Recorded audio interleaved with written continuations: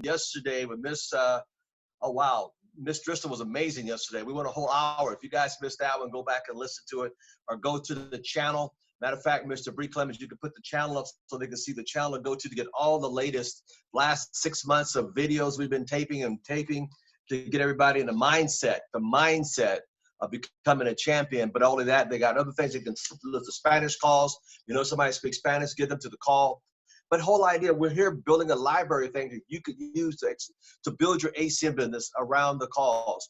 And I know ACN's got calls every couple hours, so we thank you. We're here, and we thank that to happen. I'm still here 1 o'clock in the Four Horses, 1 o'clock and 3 o'clock every day for the rest of this week.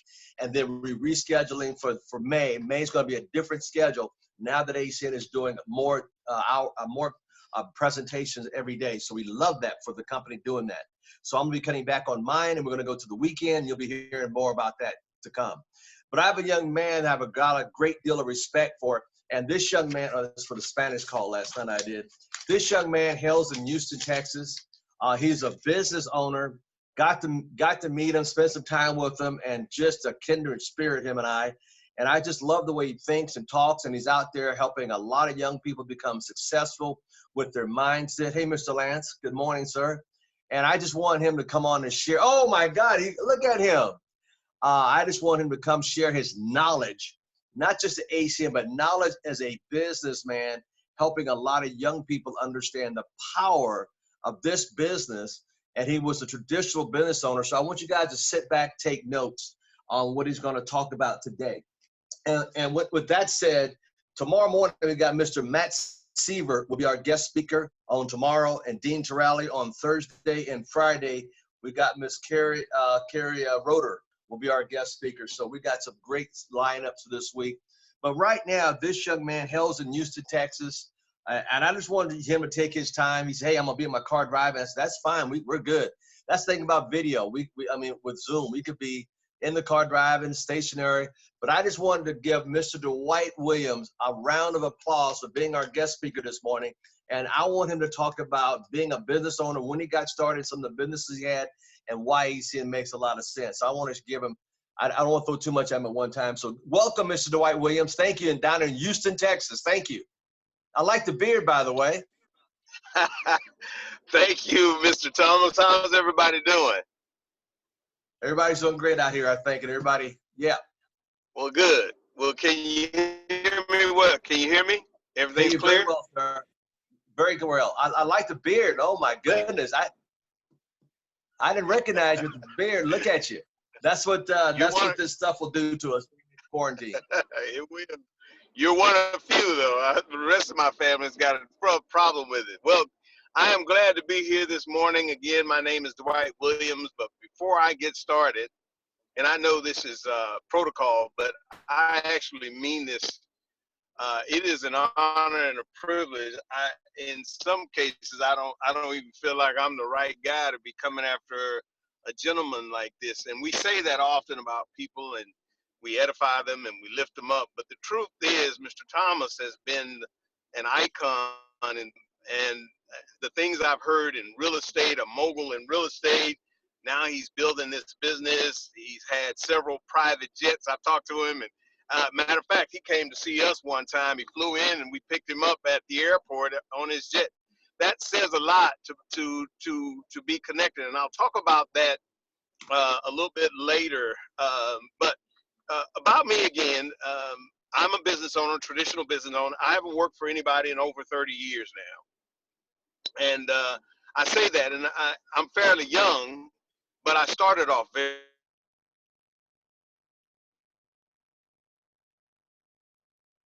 Uh-oh. There we go. Sorry about that. That's all right. Started off working with a Fortune 1000 company at 19 years old. By 22, I was running 5 states. And not because I'm special or smart, but I just grew up like many of you in a time where technology was changing the world, and I was at the forefront of it. And I was blessed to be plugged in at the right place at the right time, where many of you are. But you got to be able to recognize that you're there. I was really enthusiastic. My energy was high. I loved it. I was a workaholic. My work ethic was really high, and I took advantage of an opportunity was right there in front of me. Benefited a lot from it. Mr. I Williams. think in my career, I matched my sir. Okay, we got a lot of vibration going on. I don't know. Stationary might be okay. I don't know, but Let me find a spot. Let me see if I can find a spot where you can, where I'm not moving around a lot. Yeah.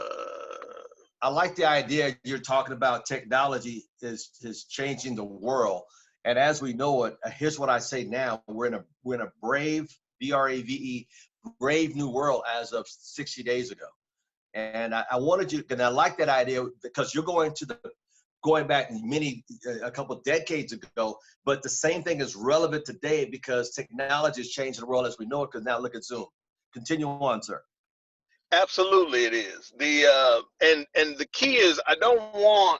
I'm really excited about having this conversation because I don't want us to miss this opportunity, because I have a statement that I say all the time: how you relate yourself to something will determine the results that you get from it. So if I grab a hammer by the wrong end of it, I may be able to put a nail in a board or something, but until I grab that and handle that hammer the right way, if I handle it the right way, I can build a house. Handle the wrong way, I can barely put a nail in a board. And so if you relate yourself to the current situation, if you see it negative, and it will be whatever you relate yourself to it. It will be negative if you see it negative. But there are going to be people that are going to change their lives in this time period. There are going to be people that are going to come out of this in ways that they never dreamed they could. So there are going to be people where this is the best thing could have ever happened to them.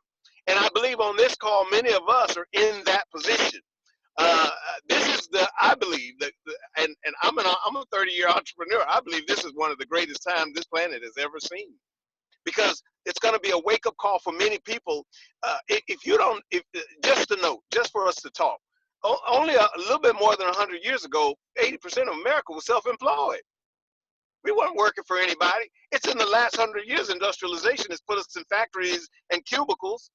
Well, now we are faced with an opportunity to get back to our independence, and that's as Mr. Thomas said, that has a whole lot to do with the fact that we're in a technology revolution right now, and we're at an inflection point where it's about to change again.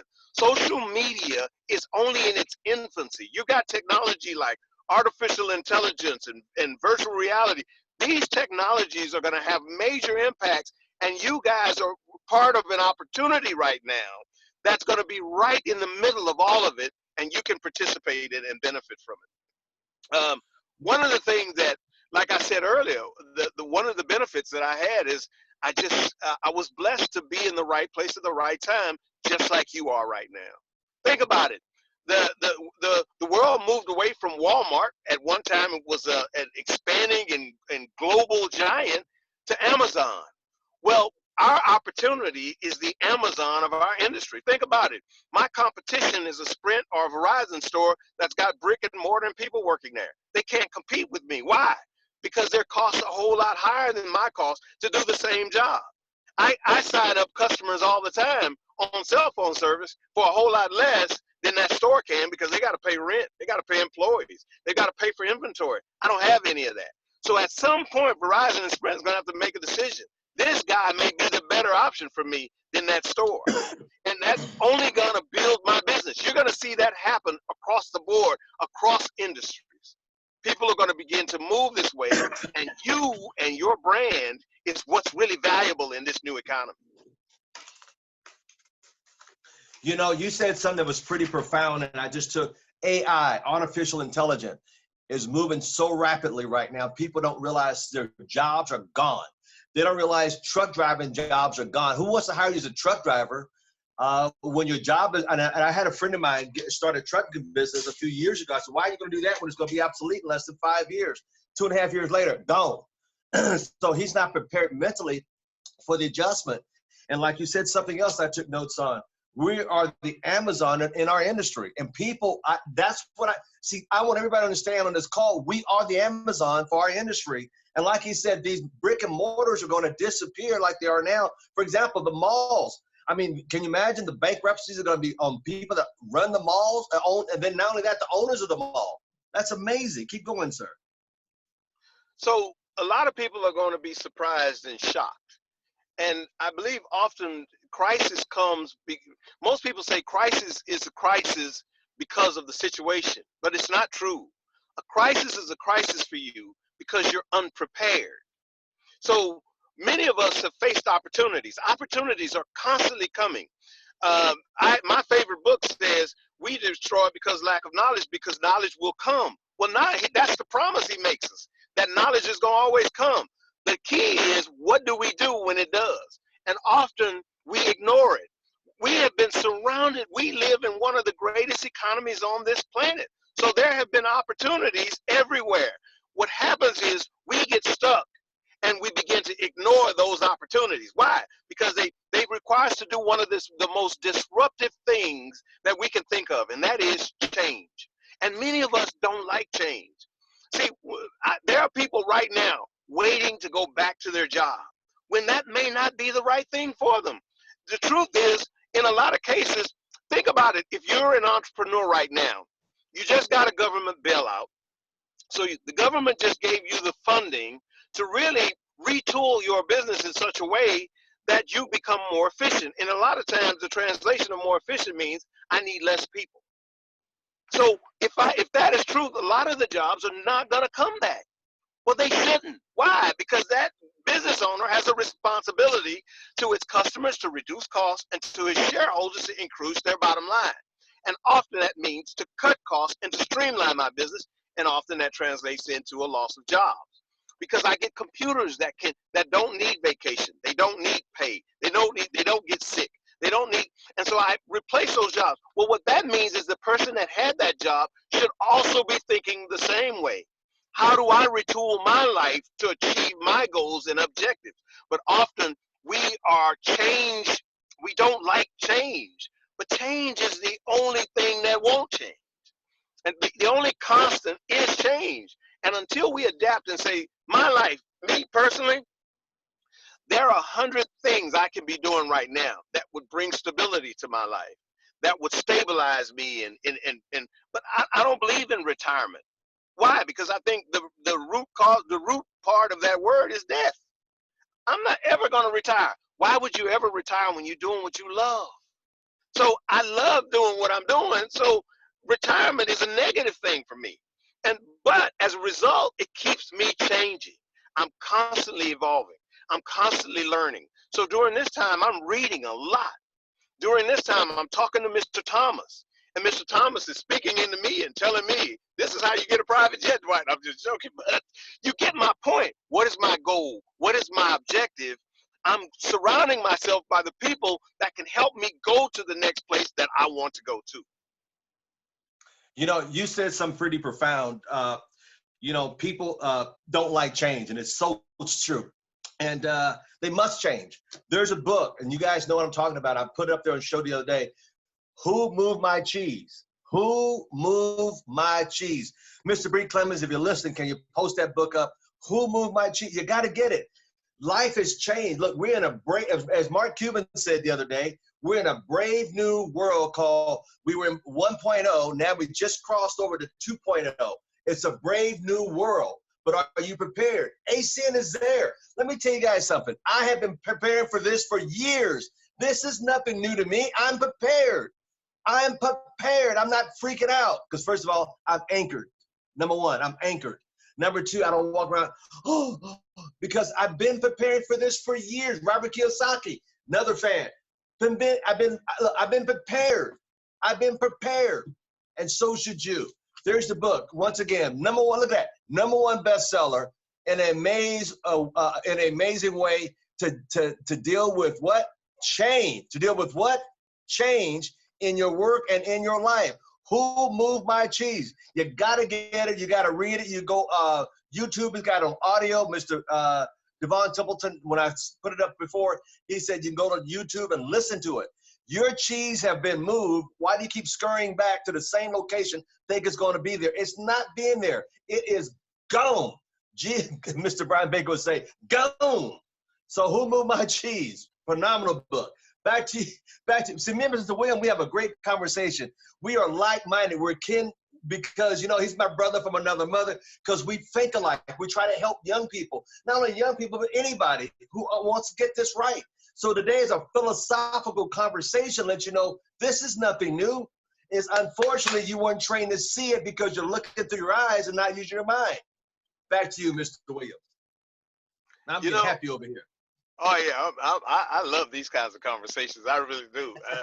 They fuel my fire. See, what you note is most successful organizations were birthed in times like these. Why? Right. Because times like these, they expose the greatest amount of opportunity. This is where opportunities unveil themselves, is when we're faced with challenge and crisis. Did I lose you? No, go ahead. Okay. So I make that point to make this point. The average person avoids change. That's just human nature. The person who seeks to be above, wants to get beyond average, he begins to embrace change. But if you truly want to be successful, this is what I've discovered. The truly successful people, they disrupt their own worlds themselves. They don't wait for circumstances and situations to disrupt them. They don't wait for the boss to come and fire them. They go out and they redevelop and reinvent themselves, and they have their own plan. They're not sitting around waiting for life to disrupt them. They constantly are reinventing themselves by disrupting their own world. And so these are the stages we go to, because we think, well, I don't have a problem changing. It's not having a problem changing. It's there's another book, I forget his name, and it's a great, I love the book. Matter of fact, I love the opening statement, Good to Great. It says the enemy of great, the enemy, good is the enemy of great. Which says that if we get comfortable, meaning I've learned to change my world, I'm not average anymore, I'm above average, and so I embrace change. But do you self-disrupt? Meaning, I'm in a place where I'm good. So now how do I get to great? Well, the only way I get to great, I can't hold on to good and then fly up to great. You've got to let good go to get to great.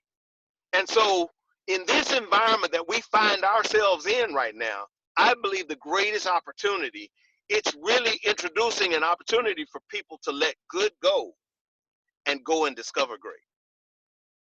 Wow. You know, you said something, good to great, that's so powerful. And everybody good to get comfortable being, that's what stops people getting great, because they get comfortable being good and don't improve themselves to the next level. Look, I'm always reinventing Al Thomas. I mean, I got Lance on Windenberg on him. No, he laughs at me because I'm an old school guy. I tell people, but you know what? I got young people like, hey, Lance, I don't know how you do this. Mr. Brian Baker, how I do this. You know what? Because I'm always learning. And once I get it, I got it. But I'm an old school guy, but I'm getting it. I'm getting it. My son, whenever I do something, I ask my son, hey, son, what do you think about this? Because why? It's beyond me, but I'm still learning. And the day you think you know it all, go visit a library, show you how much you don't know. So I'm always evolving to be better, Decade after decade after decade, I'm still on top. Why? Because I'm evolving to learn what I don't know. What I don't know, I'm willing to learn. Yep. And I'm going to hand it back to you. Warren Buffett said this. He goes, you can tell who's swimming naked when the tide goes out. And so many people are talking, and the tide go out, they have to shut up. See, I've been preparing for this for years. Go ahead, sir. This is one of the things that is interesting about where we are today is now you have the opportunity to pick. So we've seen any number of, here's an option. My partner and I were talking the other day, and we were looking at, during our lifetime, all of the opportunities that have come. If you had put $1 in Apple in 1990, if you had bought Facebook when it opened at $35, what would it be worth today? What land and real estate has done. The shale industry, how oil and gas changed 30 years ago, and people start cracking shale and pulling oil out the ground. If you had invested in Exxon, and so if you're above 30, you have lived and seen enough opportunity to where there would be no reason for you to not be wealthy today. If if you find yourself either not wealthy or not free, where you haven't achieved certain goals in your life, it's often because we have ignored the opportunities that have been right before us. And so uh, now, are there distractions? The world is full of distractions. There are a lot of distracted people today. Netflix, people are stuck binging on Netflix right now. People are out locked in their homes, scared to death. But the truth is, in the same moment, there are people looking at this and seeing nothing but opportunity. Me, right now, there's not enough time in the day right now for me. There is going to be massive ACN. This opportunity that we're in is great because the services that we provide, people need more now than they're going to need even beyond that. And because they need to connect and communicate because they can't touch each other now. So them FaceTiming each other is more powerful today than it was only 6 months ago. Energy, people are locked in their homes right now. So there's more use of electricity. So my business is growing because of because of what is a crisis for most people right now. And so I'm looking around, I'm looking at the industry that I'm in right now, and I'm spending all my time looking at as this thing begins and as we open back up, there are a group of people whose minds are going to be opened. They've already been opened. They're going to get out of their houses and they're going to come out and they're going to be more open for audience and for looking for. I'm going to be able to garner more attention from individuals than I could 6 months ago. They're going to be willing to listen. Why? But I got to have something to say. I've got to have weathered this storm. My message has got to be powerful. I've really got to believe. And faith has got to trump fear in my situation. If I'm scared as they are, they're not going to be willing to listen to me because we're going to be having the same conversation. They've already had that conversation. So right now, we're discovering right now, people in droves are connecting right now. If you're saying, look, guys, if there is any message of hope saying, I've got an opportunity, I've got a way for you to maybe supplement where you are. Hey, if your plan A is questionable right now, I've got a plan B that maybe you may want to make your plan A. And so we're having many of those conversations, and it's creating a lot of attention right now. And so the key right now is for you to just get out and start connecting and touching a lot of people because there's a massive need. So conversations that we were having 6 months ago have changed drastically today.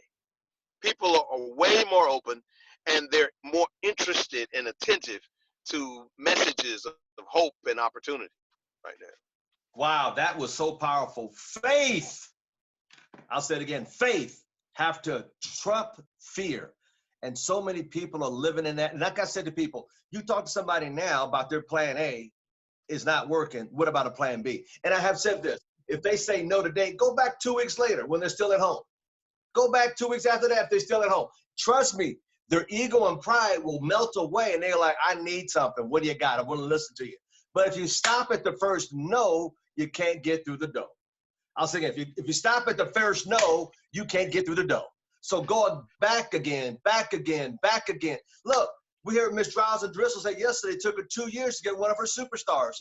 But she kept going back and kept going back and kept going back. Wow. All right, sir, continue on. Woo, I'm fired up. I'm going to have to walk to Alabama today and come back home. I mean, this is really exciting because I'm talking to business owners and entrepreneurs. I mean, this for you is the best time because opportunity is birth in crisis. It has always been your greatest opportunities.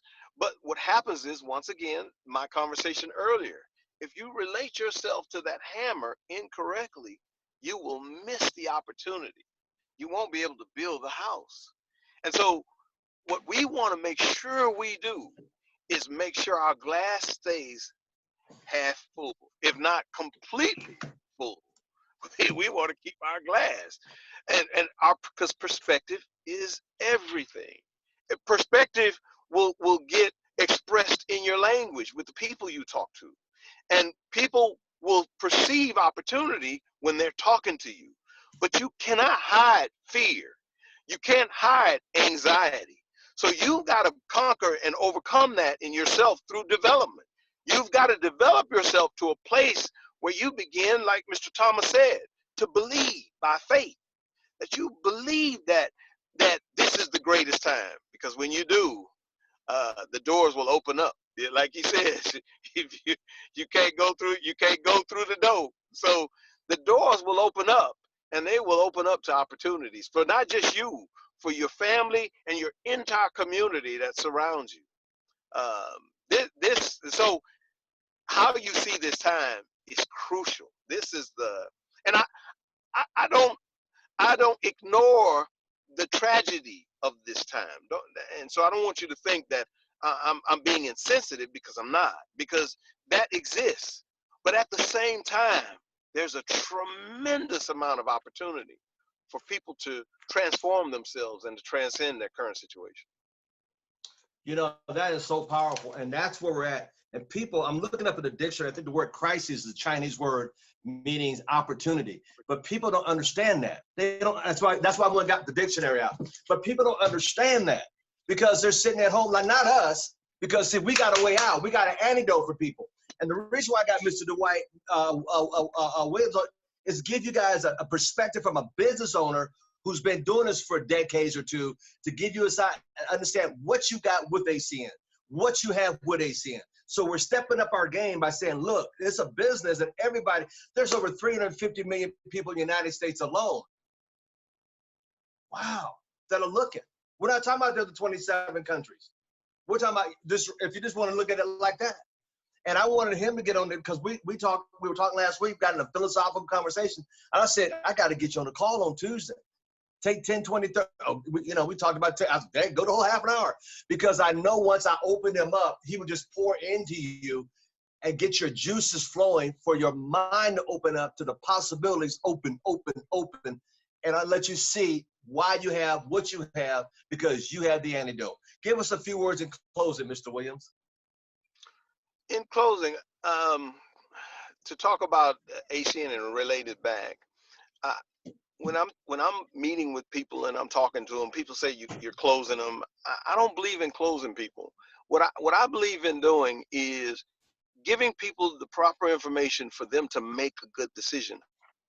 I think often what happens is people don't make a decision because they're not equipped with all of the information they need to properly do that. So what I try to do is I try to give them, to cause them to think about. For example, one of the questions I always ask, if you're good where you are right now, go to your boss and say, would you be willing to change places with me?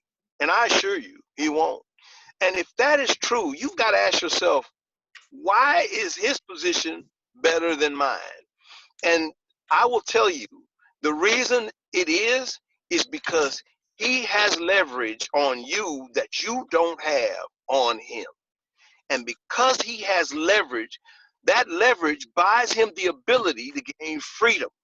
That freedom allows him to create more leverage, which then buys him more freedom, which then gives him the ability to create more leverage, and it perpetuates itself.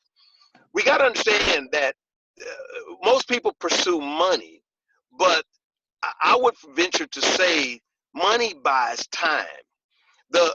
So you've got people like a Warren Buffett that he's accumulated so much wealth. He's paid for the freedom for many generations beyond his life, which allows them to do things other than pay bills. Instead of paying bills now, they're going to actually live lives. They're going to get to live and make an impact. So I say those two things. Most people who work to pay bills exist. Very few of them ever get to a point where they live, and they definitely never get to a place where they make an impact. Imagine creating a world where the future of your name or your generations, they get to live and impact. Every day when they wake up, they're not trying to pay bills. They're trying to see how we go in and make an impact. How we make sure there's enough PPE for the hospitals. How do we participate in that? How do we make sure people have the resources they need? How do we go to our church and say you don't have to go to the grocery store to get the necessities that you need? We'll go ahead and provide them to the ministry, and we'll have all of the papers and the Lysol. We'll know how do excuse me. How do we get to a place where we're way beyond just existing, and even beyond just living? When in actuality, what we're doing is we're impacting. Our lives have expanded in such a way that it's impacting the lives of people beyond our family. And ACN, I see it as providing that opportunity. Now, you'll say, well, why would you say that? 'Cause it's easy for you to say, but you're a business owner. I am, but I still have people that work for me that I've spent a lot of time trying to teach each one of them not to work for me. I've spent time trying to get my employees not to work for me. Why? Because I didn't want to do it when I was doing it. I definitely don't want people doing it for me. But at least I've created an environment that I never told you about the business. The business that I own is a home health business. But the twist about our business is most of the people we pay are taking care of their own loved ones. So COVID-19 hasn't impacted our business. Why? Because if you're taking care of your mother, you're not going to let COVID-19 stop you from going over to take care of your mom or your grandmother.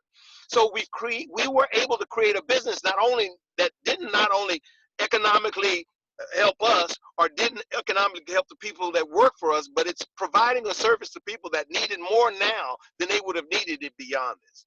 And so this is the power of freedom that perpetuates through you gaining. ACN gives you that. Why? Because nobody is telling you how many hours you can work or how much money you can make. You are in control of that. And when you have control of that, you have leverage. And the beauty of the leverage that we have through ACN is everybody I bring in are not controlled by me. They're controlled by themselves, but we work together as co-partners in this business instead of an employee-employer relationship. That's why I love the ACN model. And I'm going to tell you, I believe this model will permeate all of business from a marketing and sales and even a business delivery effort going into the future. You're going to see this network and relationship marketing concept start to permeate corporate America. You're so right. You know, you said the powerful word leverage. Now, I'm going to break this down because I listen to a lot of periodicals like you do. I study a lot. I study. I spend a lot of time just studying. I spend great deal of money on different newsletters that the average person won't spend like $500 for a newsletter for a year. Because I'm studying like you. I study. Leverage is so powerful. Let me give you guys something I was listening to the other day. It was so powerful. Now, Jeff Bezos, worth 145 billion. Oh, the new Forbes 400 just came out, by the way. You can go online and watch it. Don't take me for it. Go online and read it. $145 billion net worth. Number one, Warren Buffett, Bill Gates. Watch this. These three gentlemen, their income, listen to this, because they got leverage. They have leverage like you, like we all have. The leverage that they have, the money they make, and it's not just money, because let me tell you, wealth is not money. Wealth is having, like Mr. Williams said, freedom. I have the freedom to get to do what I want to do. Every day I do this. It's not money. Wealth is measured in freedom. I own myself. Freedom. That's what we're talking about here.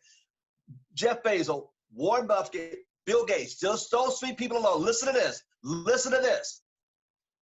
Altogether, their wealth is more than half the world's wealth with just three people. And watch this. Listen to this. Listen to this. Leverage. Jeff Bezos just announced 2 weeks ago, I'm hiring 100,000 people.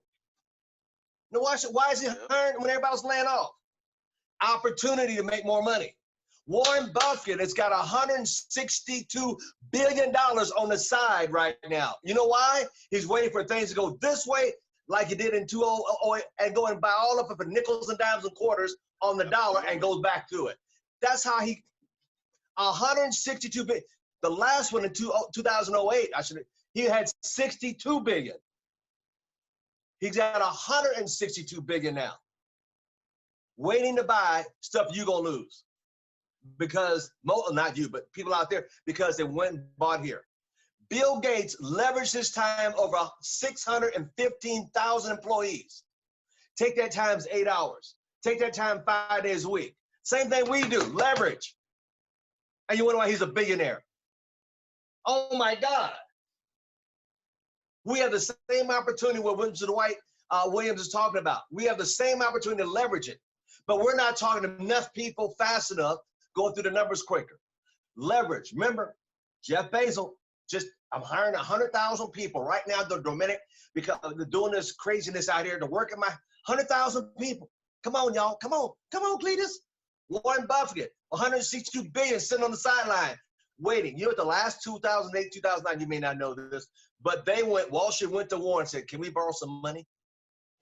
That's gangster. That's gangster. Bill Gates leveraged 615,000 employees worldwide times 8 hours a day, maybe 2 shifts, times 5 days a week. And you wonder why he's a billionaire. How many people you got in your downline you leveraging? Back to you, Mr. Dwight Hall. Give us a few words of closing. So I'm fired up right now. No, that statement that you're making is a powerful statement. Here's a perfect example. Think about what Mr. Thomas is saying. What you go to work, you work 8 hours for an employer. Well, for those 8 hours for Bill Gates, multiply his 8 hours times 615,000 people. That's his production, which is why he makes so much money. Another statement I'm going to end with, this will be the last statement I'll make, is that we got goals. We want to transform. We want to make more money. We want to create wealth for ourselves. We want some time freedom. So the question is, how do I get that?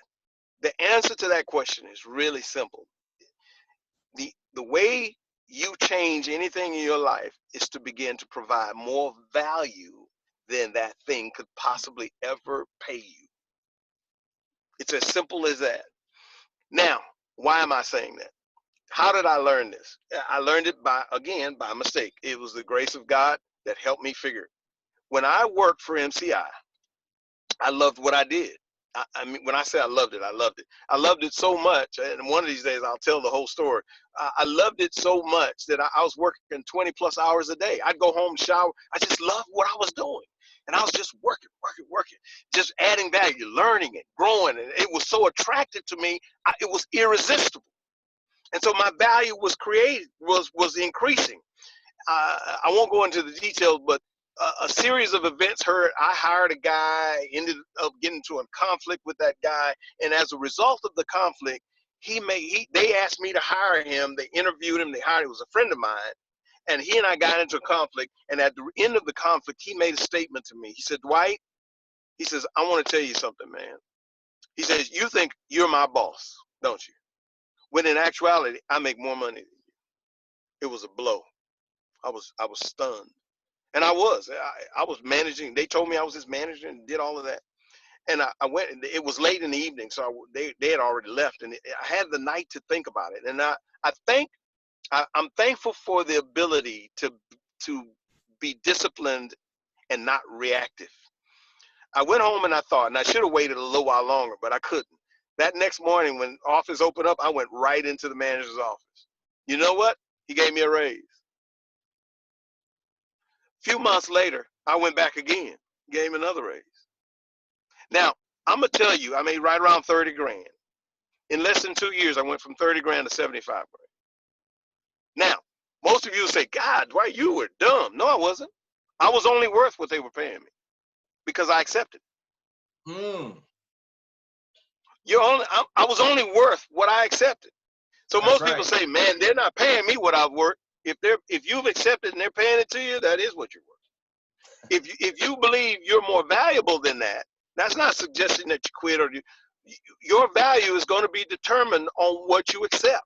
So if you say, "I'm here right now and I'm being paid this, but I'm worth more than this," what you're worth is going to be expressed in what you're doing. So if you're moving and preparing for the next place that can pay you more of what you're worth, then that's a person that knows what they worth. But if you're settled and comfortable where you are, that's what you're worth.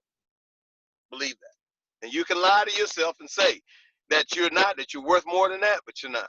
You're worth what you accept and are comfortable with. People who really are priceless, those people never stop growing. Absolutely. And they never stop improving themselves and demanding more. And so what happens is I was providing so much value, they could not, they had no choice but to pay me. And so they kept paying me. If I would ask for a raise every month, they would have had to. Why? Because they couldn't have gone out in the marketplace and found somebody that could have replaced me for half the money they were paying. I mean, for twice what they were paying. And so they had to. And so what I learned in that is the more value you provide, the more the market will pay you. And so so what I realized, I needed to be in an ocean, not a pond. So working in cubicles in corporate America, the places, and I was in the C-suite. So the people I worked with were vice presidents and all of that, but it was still a really big pond. I needed to be in an ocean. ACN is an ocean. Why? Because I can have as many cell phone customers as I can sign up. I can have as many electricity customers as I can sign up. I can have and so I needed an unlimited opportunity because no company was going to be able to pay me what I'm worth. The only way I was going to get what I was worth was to position myself in a place where I could create as much value as I could do and still be paid for it. And that's what the ACN opportunity presented for me. Wow. And I'm going to say this. That's why some people get stuck in the ETL position and can't go any higher because they're only worth an ETL money. You're not doing what you should be doing to go to RD. And if you did, you'd be RD. And if you're RD 1, 2, 3, 4, 5, what the heck are you doing to go to RVP? That's why they pay you, because you limit you. And if you're really good, you should go RVP to SVP. And then on the circle, ain't no higher. Well, that means your value's worth more because you've done more. So get unstuck. Get unstuck at your position. See, that's what I tell people. Aren't you pissed off when all of a sudden a team coordinator become an RD and you still stuck there? I mean, that would piss me off. I've said it many times before, but people don't get it. I'd be mad like, you just got it because they changed the comp plan. You didn't add no more value. You just got it automatically and you up to where I'm at. Man, that pisses me off. See, if I was in that position, I'm sorry. Because that tells me my value has not risen. I need to increase my value so I can get to RVP. I need to increase my value so I can get to SVP. I need to increase my value so I can be recognized as, hey, look at me, I'm a senior. Hey, I'm a circle. Wow, why are you still stuck in a set? Because you ain't no value. Or if you do, or let's say this, you're not, like Mr. Dwight said, you're not getting yourself becoming more valuable. Some of you do the same thing you did doing 2 years ago, a year ago, 6 months ago, and you're not adding any more value, so you're stuck. Why don't you learn that more value to your organization, or learn more value from what Al Thomas is telling you? Learn more value from what Mr. Dwight Williams is telling you. That's why I say I don't listen. 2 or 3 people. That's all you need to listen to. And you listen to too many people, and you wonder why you can't grow, because you're stuck, and you're trying to listen to too many people at one time. Look, when my billionaire mentor gave me stuff, I listened to what they told me. I didn't actually listen to nobody else because they were where I wanted to go. Why you keep listening to people? Let me be quiet. Mr. Dwight Williams, man, you were amazing today. And as I knew, hold on, let me look on here for a second. I knew once we got you going, I knew it would be going and going for the whole half an hour. I want to thank you from the bottom of my heart, my friend, my brother from another mother. And I want to thank every one of you out there listening in. Today at 1 o'clock and 3 o'clock, the 4 horses will come riding in doing the 1 through 10 today. Every day, we got less than a couple days left this month. We'll still be doing it. That's another thing. We made a commitment. So we're going to be at 1 o'clock again today, 3 o'clock today, Pacific Coast time. We want to thank you. Oh, and then tonight, oh yeah, 1 o'clock, 3 o'clock today. God bless you. Thank you so much. Mr. Williams, thank you so much, everybody. Take you, care. Mr. Thomas. God bless. Appreciate it. Be safe. Be safe, my brother. All right. Hey, we'll see everybody at 1 o'clock. God bless. Bye-bye. Bye-bye.